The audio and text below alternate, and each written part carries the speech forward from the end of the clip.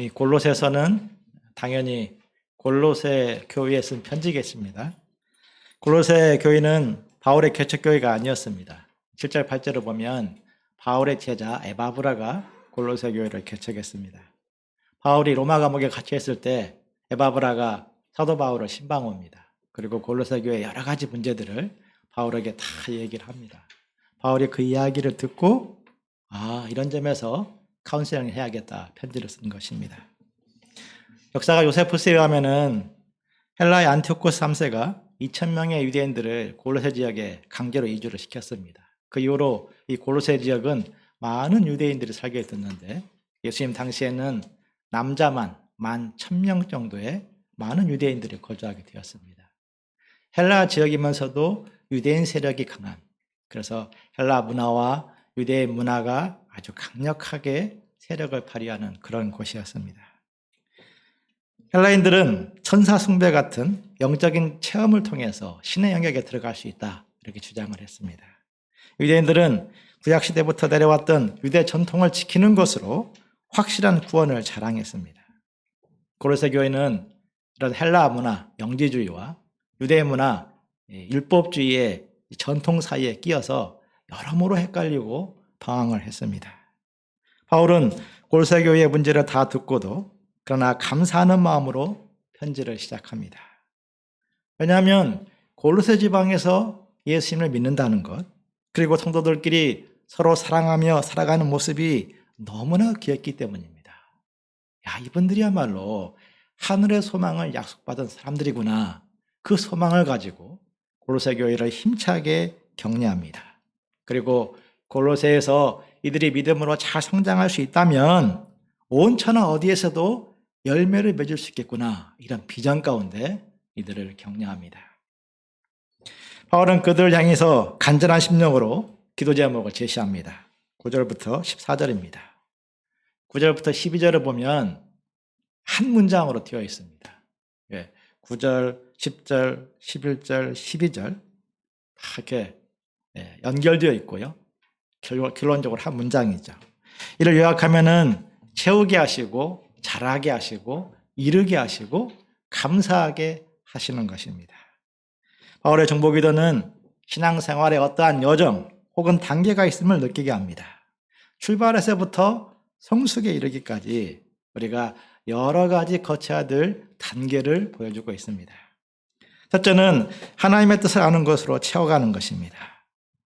세상에는 다양한 세교관이 있고 어떤 세교관들은 사람의 영혼을 뿌리부터 파괴하는 이런 아주 악한 세계관이 있습니다. 그런데도 그것이 매력적인 세계관처럼 우리의 마음에 다가올 때도 있습니다. 신령한 지혜와 총명으로 세계관을 영적으로 분별을 해야 됩니다. 그리고 하나님의 뜻을 아는 것으로 채워가야 됩니다. 성경 말씀은 하나님의 뜻을 아는 가장 좋은 통로입니다. 시편 1편 2절을 보면 복 있는 사람은 오직 여호와의 율법을 주하로 묵상한다 이렇게 고백했습니다. 그들은 시냇가에 심은 나무처럼 마르지 아니하고 시절을 따라 과실을 맺기 때문입니다. 부지런히 성경을 공부하고 기도하면서 영적인 분별력을 쌓고 하나님의 뜻을 채워가는 사람이 시대를 이기고 풍성한 열매를 맺게 됩니다. 날마다 일용할 양식을 먹는 것도 좋은 방법이 될 수 있습니다. 세계대표 임모세 선교사는 코로나 기간 동안 부지런히 성경을 암송했다고 했습니다.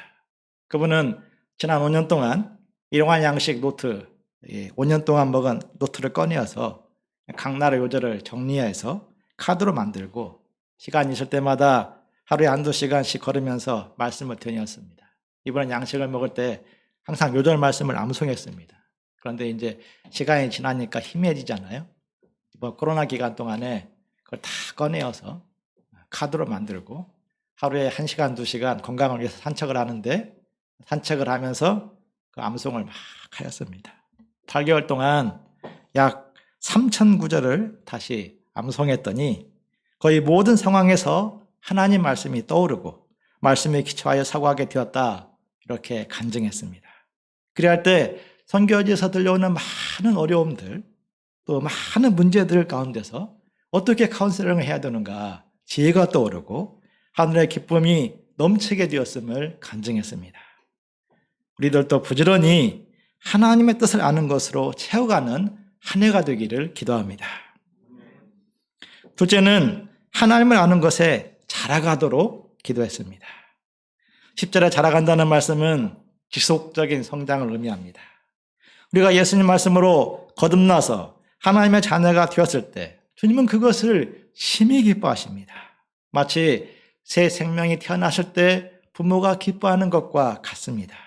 그런데 그 아이가 자라지 않고 1년이 가고 10년이 가도록 여전히 갓난아이의 모습 그대로 있다면 부모는 심히 근심하게 될 것입니다. 그와 같이 거듭난 신자는 자라가야 됩니다. 믿음이 자라고 가치관이 자라야 됩니다. 인격도 자라야 됩니다. 비전도 자라야 됩니다. 그런데 무엇보다도 하나님을 아는 것에서 자라가야 됩니다. 하나님이 어떠한 분이신가? 하나님이 어떠한 분이신지, 내게 어떠한 분이시고 세상에 어떠한 분이신 것을 아는 것에서 자라가야 됩니다. 그런데 하나님을 아는 것은 머리로 아는 것이 아닙니다. 주를 기쁘시게 하는 삶을 통해 알 수 있습니다. 에베소서 5장 10절은 말씀했습니다. 주를 기쁘시게 할 것이 무엇인가 시험하여 보라. 고린도전서 10장 31절은 말씀합니다. 그런즉 너희가 먹든지 마시든지 무엇을 하든지 다 하나님의 영광을 위하여 하라. 또한 모든 선한 일에 열매를 맺기까지 힘써야 됩니다. 말씀을 배운 대로 순종하여서 섬기고 낮아지고 희생하는 삶을 살아봐야 됩니다. 신앙 연수가 흐른다고 해서 그것이 저절로 하나님에 대한 알을 보증해 주지 않습니다.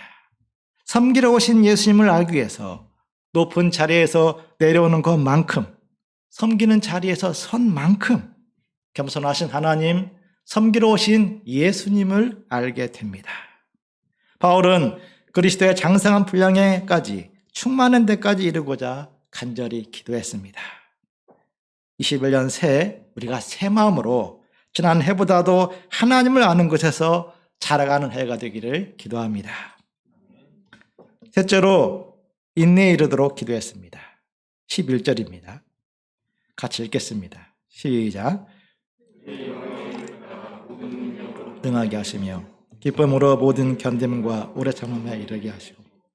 바울은 능력과 함께 인내를 말씀하고 있습니다. 하나님의 능력은 오래 참고 견디는 것과 연결되어 있음을 알 수 있습니다. 예수님은 십자가의 고통을 죽기까지 견디심으로써 부활의 능력을 얻고 만민 구원 역사를 완성했습니다. 견딤과 참음이란 통로만큼 하나님 나라에 이르는 지름길은 없습니다. 견딤과 참음의 터널을 지나는 사람들이 하나님의 능하신 손길을 체험합니다. 우리는 시간 속에 갇혀 있고 당장 내일 일도 보지 못합니다.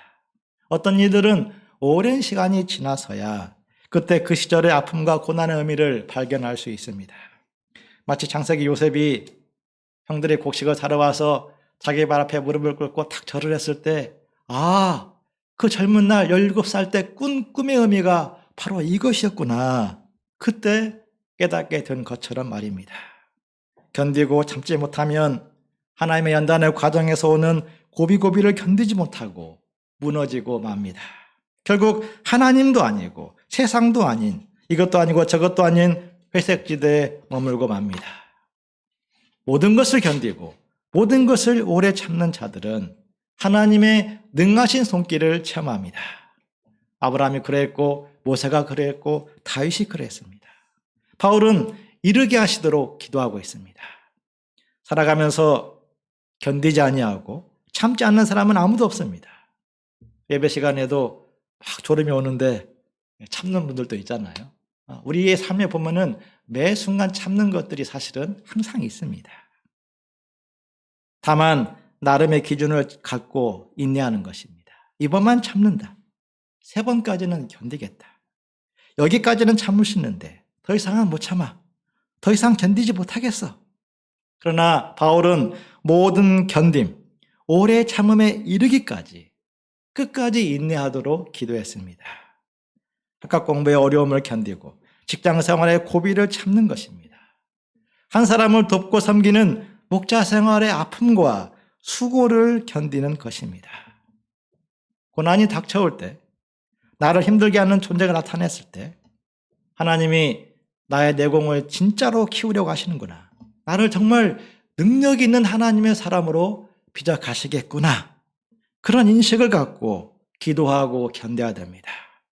그러한 시기를 한 번, 두 번 넘어서고 견딜 때 그 사람은 진짜 강한 사람, 진짜 능력 있는 사람으로 빚어지게 됩니다. 올 한해 모든 견딤과 오래 참음에 이르는 가운데 하나님의 능하신 손길을 체험하는 한 해가 되기를 기도합니다. 넷째로 감사하도록 기도합니다. 12절입니다. 당시 골로새 교회의 상황은 감사하기가 쉽지 않았습니다. 교회는 영재주의와 율법주의의 강한 세력 속에 끼어 있었습니다. 골로새 교회는 세계 선교를 주도했던 안디옥 교회도 아니었고 에베소 교회 같은 부흥이 강력한 빛나는 교회도 아니었습니다. 요즘 코로나19가 감염자들이 교회 모임에서 반복하게 나오니까 교회를 향한 시선이 더욱 비판적으로 흐르고 있습니다. 그로 인해서 신자들 가운데 위축되고 무력하게 느끼는 마음이 점점 커져가고 있습니다. 우리는 골로새 교회가 처했던 상황을 이해하기가 어렵지 않게 되었습니다. 그런데도 왜 바울은 감사하게 하시도록 기도합니까? 하나님 아버지께서 죄와 죽음에서 건져주시고 영원한 하나님 나라의 백성이 되게 하셨기 때문입니다. 13절을 보십시오. 우리는 과거 흑암 가운데 있었습니다. 우리는 과거 정죄를 받고 심판을 받아서 지옥의 고통에 떨어져 들 흑암 가운데 있었습니다. 그런데 하나님은 그의 사랑의 아들의 나라로 옮겨 주셨습니다. 그의 아들 안에서 우리가 속량, 곧 죄사함을 받았습니다. 이것이 얼마나 놀라운 은혜입니까? 구원의 은혜를 깊이 감사하는 사람들, 그들이 범사에 하나님께 감사할 수 있습니다. 우리를 구원하여 주신 하나님을 통해서 선하신 하나님의 주권을 믿을 수 있기 때문입니다. 우리를 구원하신 하나님이 우리에게 가장 좋은 길로 인도하실 것을 믿을 수 있기 때문입니다. 감사는 신앙의 완성이며 하나님께 드려야 될 열매입니다. 감사가 넘치는 거기에는 절대로 어둠이 파고들 수 없고 모든 마귀의 공격이 무력화되고 맙니다. 감사가 넘치는 곳에 성령의 함께하심이 있습니다. 항상 감사하는 믿음을 주셔서 주님 안에서 충만한 새해가 되기를 간절히 기도합니다. 우리 믿는 자들의 감사의 뿌리는 예수 그리스도이십니다. 우리가 팍팍한 현실에서 감사를 잃지 않으려면 예수님에게 집중해야 됩니다. 신학자들은 이 골로새서를 기독론을 말하고 있다 이렇게 정의합니다. 바울의 서신서에는 저마다의 주제가 있는데 골로새서의 주제는 기독론이다. 예수님은 누구인가 이것을 말씀해주고 있다 이렇게 정의했습니다. 기독론 이 단어가 신학적인 용어이기 때문에 이 단어를 듣는 순간 나의 현실과 아무 문제 관련이 없는 것처럼 보이지만 실은 내 신앙의 색깔과 연결되어 있는 단어입니다. 예수님을 어떤 분으로 알고 있는가? 거기에서 믿음이 나오고 거기에서 내 신앙의 색깔이 정해지기 때문입니다. 예수님이 어떤 분이십니까? 15절을 같이 읽어보시겠습니다. 시작. 그는 보이지 아니하는 하나님의 형상이시오 모든 피조물보다 먼저 나시니. 보이지 않는 하나님이 우리 가운데 볼 수 있도록 나타나셨습니다. 그분이 예수님이십니다. 하나님의 긍휼과 사랑이 어떠한지, 하나님의 능력과 소망과 진리와 거룩하심이 어떠한지 예수님을 통해서 드러났습니다. 보이지 않는 하나님을 보고자 한다면, 보이지 않는 하나님의 나라를 체험하고 싶다면 우리는 예수님을 알고 예수님 말씀에 귀를 기울여야 됩니다. 예수님은 요한복음 14장 6절에서 말씀했습니다. 내가 곧 길이요 진리요 생명이니 나로 말미암지 않고는 아버지께로 올 자가 없느니라. 그러자 빌립이 예수님에게 역으로 질문했습니다. 주여, 아버지를 우리에게 보여주옵소서. 그러면 족하겠습니다. 아버지도 모르는데 무슨 길을 말씀하십니까? 그러자 예수님이 빌립에게 다시 말씀했습니다. 빌립아, 내가 이렇게 오래 너희와 함께 있으되 너가 나를 알지 못하느냐? 나를 본 자는 아버지를 보았거늘 어찌하여 아버지를 보이라 하느냐? 예수님은 우리 가운데 오신 하나님이십니다. 예수님을 제쳐두고 하나님에 대해 이야기하는 것은 그 모든 것들은 거짓된 진리입니다. 예수님을 아는 자들이 하나님을 알고 신의 성품에 참여하게 됩니다. 예수님은 모든 피조물보다 먼저 나신 분이십니다. 당시 기독교 이단들은 이를 다르게 말했습니다. 모든 피조물 중에서 먼저 나신 분. 단어는 다르지만 뜻은 천지차이입니다. 창조주의 자리에서 피조물의 자리로 끌어내린 것입니다. 초대 교회사를 보면 500년 동안 대략 이 문제를 가지고 교회 내에서 치열한 논쟁을 하였고 이 진리를 지키기 위해서 싸웠습니다. 예수님은 피조물이 아니라 창조주 하나님이십니다. 예수님은 완전한 인간이면서 완전하신 하나님입니다. 그러므로 우리는 예수님께 모든 우리의 허물과 약점을 다 아릴 수 있습니다. 왜냐하면 우리의 고통을 다 아시기 때문입니다. 또한 예수님께 우리의 모든 것들을 다 맡길 수 있습니다. 예수님은 우리의 모든 것들을 책임져 줄 수 있는 하나님이시기 때문입니다. 어떻게 이것이 가능합니까? 이 점에서 복음 진리는 전혀 합리적이지 않습니다. 기독교는 근본적으로 인간의 이성을 뛰어넘는 신비의 종교입니다. 신비로운 삼위일체 하나님으로부터 모든 것이 시작이 됩니다. 만물이 예수님에게 창조되었습니다. 하늘과 땅에서 보이는 것들 다 예수님에게서 창조되었습니다. 자연 만물만 그런 것이 아닙니다. 보이지 않는 것들, 영계와 천사들 다 예수님이 창조했습니다. 왕권들, 주권들, 통치자들, 권세들 만물이 다 그로 말미암고 그를 위하여 창조되었습니다. 18절을 같이 읽겠습니다. 시작. 그는 몸인 교회의 머리시라. 그가 근본이시요 죽은 자들 가운데서 먼저 나신 이시니 이는 친히 만물의 으뜸이 되려 하려 하심이며. 머리가 없는 몸뚱이는 아무것도 아닌 것처럼 예수님 없는 교회는 아무것도 아닙니다. 머리는 몸을 지시하고 몸은 머리의 지시를 따라 움직이게 됩니다. 이처럼 교회 생활은 예수님과의 관계성이 제일 중요합니다. 당시 이단들은 신의 이름으로 여러 가지 이론을 말하였지만 근본적으로 예수님을 머리로 섬기지 않았습니다. 헬라 영지주의자들은 천사 숭배 같은 영적 체험을 내세우면서 우리가 신의 세계에 더 가까운 자리다 이렇게 막 주장했습니다. 너희들 천사 만나봤어? 나는 신비한 그 아주 오묘한 하늘의 세계에 갔다 와봤어. 이런 얘기를 막 했습니다. 유대인들은 할례, 절기를 지키는 것들을 여호와 신앙의 원조라고 주장했습니다. 할례도 하지 않았으면서 구원을 말하지 마. 우리는 확실한 구원의 표시를 가진 사람들이야. 이렇게 막 주장을 했습니다. 오늘날 신천지 같은 이단들도 교회라는 이름을 즐겨 사용합니다. 성경 공부도 하고 찬양도 하고 예배도 드리면서 그러니까 교회다 주장합니다. 그런데 가장 중요한 것, 예수님을 교회의 머리, 하나님의 자리에 올려놓지 않습니다. 예수님을 만민 모든 만물의 구조, 경배자로 올려놓지 않습니다. 예수님 대신 다른 것을 신앙의 제일 윗자리에 올려놓습니다. 예수님 대신 천사에 대한 지식을 자랑합니다. 교주를 올려놓기도 하고 율법이나 종교적인 체험을 올려놓기도 합니다. 만물의 체험 으뜸이신 예수님을 제쳐두고 다른 것을 높이는 저들이야말로 참으로 불쌍한 사람들입니다. 예수님은 모든 것의 근본이시고 죽은 자들 가운데서 먼저 나신 분이십니다. 예수님은 온 세상을 주관하시는 창조주 하나님이십니다. 우리가 요동치는 세상에서 우리가 염려 불안을 느낄 때가 있습니다. 세상은 끊임없이 변하고 나의 능력은 한계가 있기 때문입니다.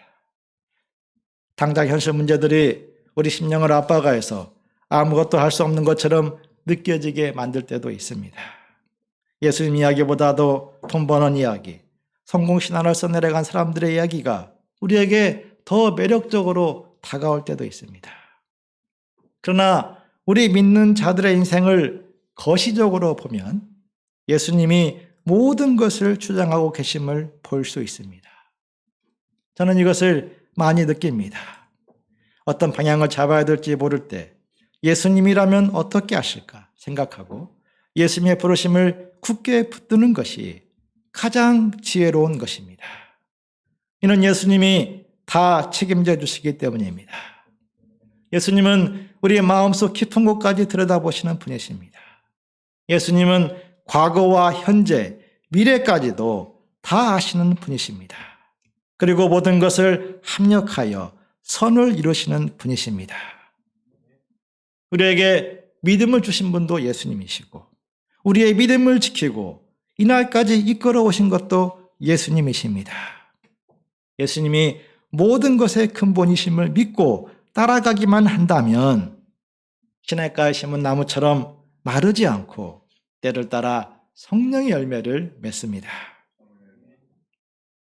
예수님은 죽은 자들 가운데서 먼저 나신 분으로서 우리 믿는 자들에게 부활과 생명을 주십니다.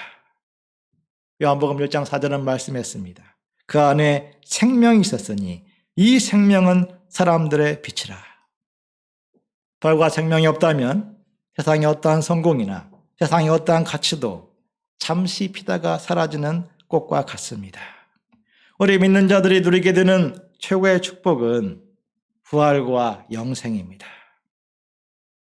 앞으로 세상은 엄청나게 변혁이 일어날 것이라 말합니다. 코로나 이후로 국가의 세력의 판도도 바뀔 수 있다. 그런 예측이 나오고 있습니다. 코로나 백신과 치료제를 만들고 비대면의 시대를 앞서가는 나라들이 앞서가게 될 것이다. 이렇게 예측을 합니다. 그런데 세상은 알 수가 없죠. 세상이 어떻게 되어가든지 이 땅은 영원하지 않습니다. 우리 인생 또한 정하신 때가 오면 떠나가야 됩니다. 우리는 끊임없이 변하는 세상에서 부활과 영생을 약속받은 사람들입니다. 그러므로 바울은 예수님을 만물의 으뜸으로 증거합니다. 예수님은 세상 어떤 곳으로도 비교 불가이신 분이십니다. 하나님 아버지는 모든 충만으로 예수님 안에 거하게 하셨습니다. 충만함이란 부족함 없이 가득 채워진 완전한 상태를 말합니다. 완전한 사랑, 완전한 겸손, 완전한 지혜, 완전한 생명이 그 모든 충만이 예수님 안에 있습니다. 20절을 보십시오. 하나님 예수님의 피로 화평을 이루사 만물이 하나님과 화목하게 되기를 기뻐하셨습니다. 예수님을 알기 전 우리는 악한 행실로 마음이 뒤틀어져서 하나님의 원수가 되었습니다. 그랬던 우리를 그의 육체의 죽음으로 말미암아 화목하게 하셨습니다. 거기에는 거룩하고 흠없고 책망할 것이 없는 사람으로 세우시려는 놀라운 소망이 담겨 있습니다. 이 소망은 우리 인생에 아무런 문제 없이 평안하게 살게 되는 것을 말씀하지 않습니다. 믿는 자들이 때로는 믿지 않는 사람들보다 심각한 현실 문제를 만나기도 합니다.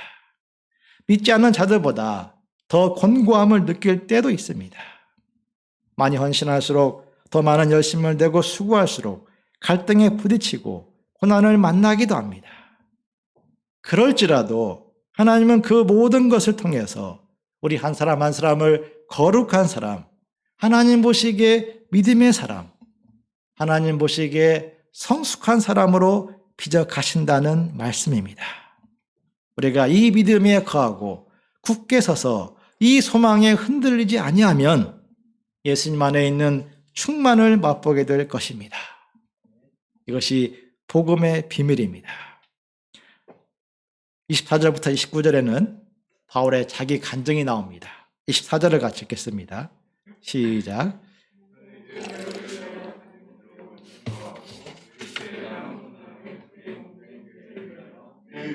채우느라. 바울은 잔인하게 성도를 핍박했던 사람이었습니다. 그런데 이제는 교회를 위하여 역으로 괴로움 당하는 것을 기뻐하고 있습니다. 바울의 변화가 참으로 놀랍습니다. 이는 바울 혼자만의 이야기가 아닙니다. 복음을 영접한 우리들 한 사람 한 사람의 이야기입니다. 하나님과 세상에 대해서 쓴뿌리를 품었던 자들이 하나님의 영광을 위해서 세상의 생명을 살리기 위해서 기꺼이 수고하고 또 큰 고난을 맞이하기를 기뻐하는 사람들이 되었습니다. 바울의 그리스도의 남은 고난을 그의 몸된 교회를 위하여 자기 육체에 채우겠다 결심했습니다.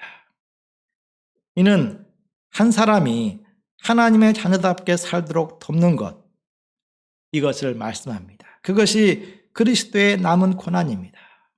바울은 양들을 위해서 받는 고난의 의미를 정확히 알고 있습니다. 그러한 고난을 애매한 고난, 슬픈 고난, 화나게 하는 고난이라고 말하지 아니하고 그리스도의 남은 고난이라고 말씀합니다. 바울은 그러한 고난을 피하고자 하지 않을 뿐만 아니라 적극적으로 채우고자 했습니다. 채운다는 것은 지속적인 의미입니다. 생명은 하루아침에 자라지 않습니다.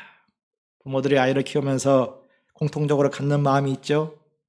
어서 빨리 자라 주었으면 좋겠다. 그런데 빨리 자라는 아기는 없습니다. 빨리빨리 지식이 자라고 빨리빨리 심성이 자라도록 키우려고 할수록 오히려 문제를 만들어낼 수 있습니다. 시간이 필요하고 수고와 인내가 필요합니다. 참고 견디고 노력하는 그 나날만큼 조금씩 자라서 성인이 되어가는 것입니다. 복음의 일꾼의 수고도 그러합니다. 바울은 복음의 일꾼으로서 많은 수고를 했는데도 슬퍼하지 않고 오히려 하나님으로부터 받은 영광스러운 직분임을 자랑합니다. 수고하고 고생을 많이 할수록 마음이 병들 수 있는데 바울은 정말 내게 이 주신 직분이 감사합니다. 이런 감사함이 넘쳤습니다. 그리고 변함없이 그 직분을 따라 하나님의 말씀을 이루고자 힘쓰고 있습니다. 이것은 하나님의 비밀과 연결되어 있음을 알고 있기 때문입니다. 이 비밀은 만세와 만대로부터 감춰졌던 것입니다. 구약시대에서는 인류의 구원 역사, 창조 질서 회복이 어떻게 이루어질지 드러나지 않았습니다. 그러나 이제는 영원전부터 준비되어 왔던 그 비밀이 그의 성도들에게 나타났습니다. 그리고 교회 일꾼들을 통하여서 이방인들까지도 풍성히 알려지게 되었고 그 역사에 복음의 일꾼들이 쓰임받고 있는 것입니다. 이 모든 비밀의 중심은 예수 그리스도이십니다. 예수님 안에 모든 것이 있습니다. 우리가 좋은 영화는 보고 또 보고 하죠. 또 좋은 소설은 감동적 소설은 또 읽고 또 읽습니다.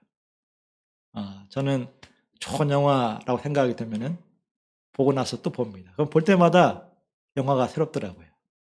한 5번 정도 본 영화가 있고요. 삼국지는 한 7번 정도 읽은 것 같습니다. 네. 읽을수록 이게 마음에 감동이 되고. 네. 그런데 예수 그리스도는 이런 지어낸 영화가 아니라 실제 다큐멘터리죠. 그죠? 예수 그리스도는 소설이 아니라 실화입니다. 예수 그리스도는 온 우주를 포함한 엄청난 스케일을 담고 있습니다. 그러므로 바울은 예수 그리스도를 힘써 전파했습니다. 이 예수 그리스도를 권하고 모든 지혜로 가르치고 그리스도 안에서 완전한 자로 세우고자 힘을 다하여 수고했습니다. 새해를 출발하면서 우리에게 필요한 여러 가지가 있을 것입니다. 또 우리의 관심을 끄는 것도 많을 것입니다. 그런데 다른 무엇보다도 예수님에게 집중하는 새해가 되기를 기도합니다. 우리는 예수님을 얼마나 알고 있습니까? 예수님을 고마우신 분 정도로 알지 아니하고 실제 삶에서 믿고 배우고 체험한 한 해가 될 수 있기를 간절히 기도합니다. 그것이 으뜸이 되는 신앙생활, 충만함과 비밀을 가진 신앙생활이 되는 것을 믿습니다.